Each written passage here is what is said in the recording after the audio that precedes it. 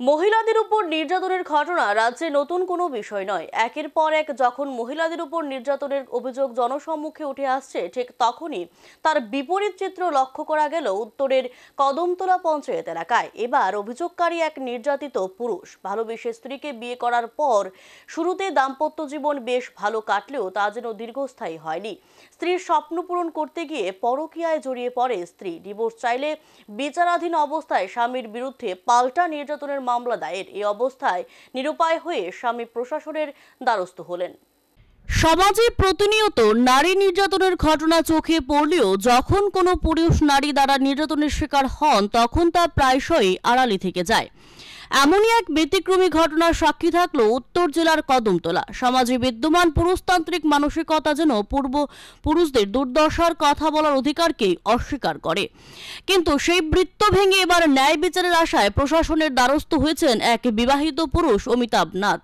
স্থানীয় সূত্রে জানা যায়, কদমতলা পঞ্চায়েতের ৬ নম্বর ওয়ার্ডের বাসিন্দা মৃত লালমোহন নাথের পুত্র অমিতাভ নাথের সঙ্গে ২০২১ সালের ৫ই মার্চ হিন্দু রীতিতে বিবাহ বন্ধনে আবদ্ধ হন একই এলাকার ৫ নম্বর ওয়ার্ডের সুভাষ নাথের কন্যা পারমিতা নাথ।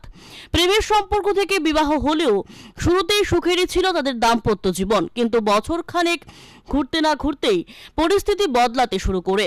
পারমিতা ডাক্তারি পড়াশোনার জন্য উদ্দেশ্যে বহিরাজ্যে যাওয়ার ইচ্ছা প্রকাশ করেন। স্বামী অমিতাভ তার ইচ্ছাকে সম্মান জানিয়ে বহু অর্থ খরচ করে তাকে কলকাতায় ফিজিওথেরাপিস্ট কোর্সে ভর্তি করান।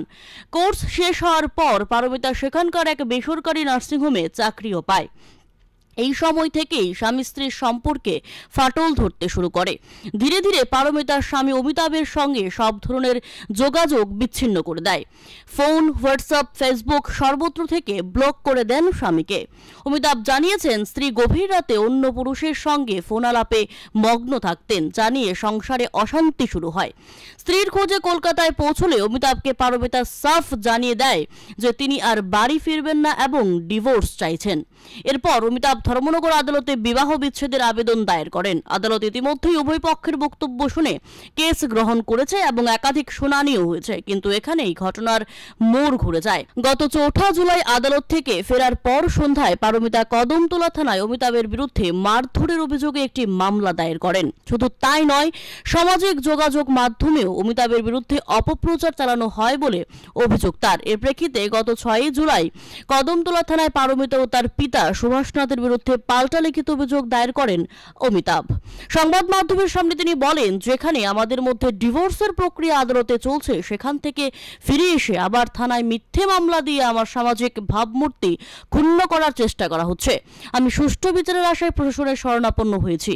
এখন দেখার বিষয়, সমাজে পুরুষরাও কি নারী নির্যাতনের শিকার হয়ে ন্যায় বিচার পেতে পারেন, নাকি তারা কেবলই অবহেলার শিকার হয়েই থাকবেন। Bureau report, search India TNN।